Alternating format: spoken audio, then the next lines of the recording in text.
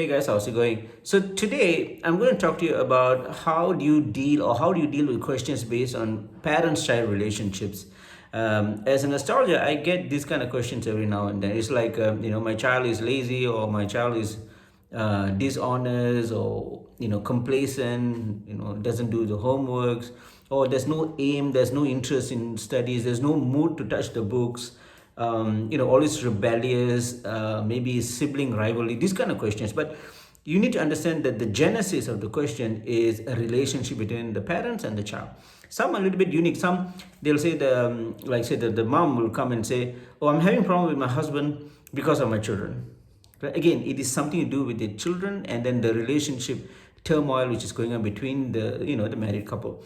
So those are the things. Maybe some will come to me and say, okay, my child is still young. I want to know how this my child would be in future. What sort of relationship would I have? Would it be an uneasy one, or would it be a very blissful one? These are types of questions. But the thing I'm trying to say here is that all of these has to do with the relationship between the parents and the child. Okay, so what are the things that you should do? Okay, so these are the things that I do. I'm going to give you a very simple but highly effective way to analyze this. Okay, this thing really works for me, and I mean I've been using it for many years now. It is not a quick way, but it is a very effective way of analyzing.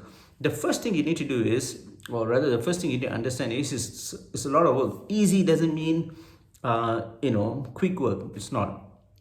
A lot of work is involved here, because when you say relationship, it is not just about the person. Say if the person asks about career, right, then it's about that person on one single chart, and of course you go to the harmonics and the subcharts.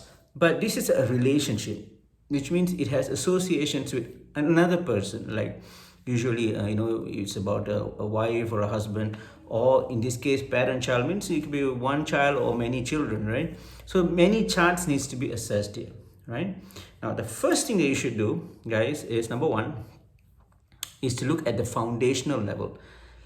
Do they have any kind of a dissonance, a emotional or yeah rather an emotional dissonance between the parents and the children? It's a very base uh, uh, thing that you need to tackle first. You need to understand if there is a foundational problem, a base problem between the parents and the children. This is where you need to look at the jataka, or if you can't do the whole jataka, then just look at the rasi chart on the parents first. Okay, the parents' fifth house shows about the children. We all know this, right?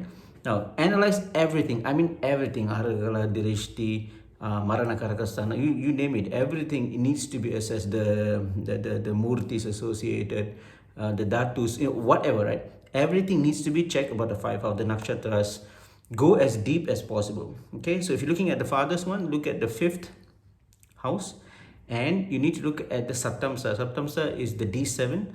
That is the amplification of the fifth house of the parent. Okay, in this case you're looking from the dad's side, the dad's fifth house and the dad's saptamsa. In saptamsa you need to look at his first house, the D7, which again shows the overall quality relationship between him and the child, and also the position of the moon. Remember, the moon is thoughts and emotions.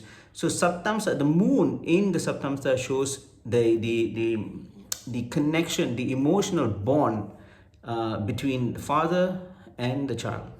And same goes to the mother as well. The next thing you need to check the same thing for the mom as well. The mom's fifth house, the mom's saptamsa, the D7, which includes the first and also the position of the moon. These are the things that you need to check for the parents. Now for the children, you need to look at the fourth and the ninth. The fourth is about the mother, the ninth is about the father. Right? Anything and everything to do with it. You don't have to go to other charts as for the child. So just look at the fourth and the ninth. Now I'm telling you the first part, which is to find any clues in the foundational level, right? On a very foundational basis, is there any dissonance between the parents and children? So these are things you need to check. Again, the father, mother, the parents is what is the fifth house, okay, and also their saptamsas, first, and the position of the moon. Okay, this is one you need to check for the parents. For the children is their fourth and the ninth, which again shows their mom and dad. These are things that you need to check first. Okay, foundation. Now you need to go and check the other part. Once this is done, everything is clear. If you have any kind of remedies for that, then you have to let them know first. Once they have done the remedy, then you prescribe the next remedy, which is based on how you can solve this. For now, what you saw was the birth charts, a foundational problem.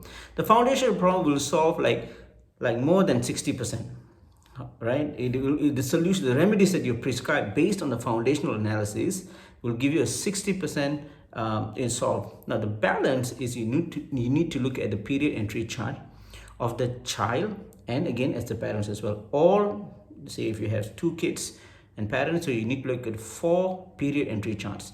Remember, the period entry chart can be found in the DASA scheme. Okay, now that will show you exactly what's happening right now, all right, or at least for a short period of time, what's going on in their lives. That needs to be analyzed. Again, the 5th house there, and of course the other things, the subpansa, the 5th, the moon's position, the 4th and the 9th and all that. Okay, so together you will have a very holistic prediction. Okay, so as I said, it is easy, but doesn't mean that it's simple to do, right? It has a lot of work associated, but it's straightforward, right? You don't have to get complicated, don't have to confuse yourself. As an astrologer, I feel this method is simple but highly efficient, and I hope if you are an aspiring astrologer, and I hope this will give you a good reference as well. So try it out. Try it out for yourself first. Always, if you're beginner, try it out for yourself. If it works, then it'd be nice if you can let me know. Put it in the comments. All right, guys. So take care, and I'll see you in the next video. Namaste.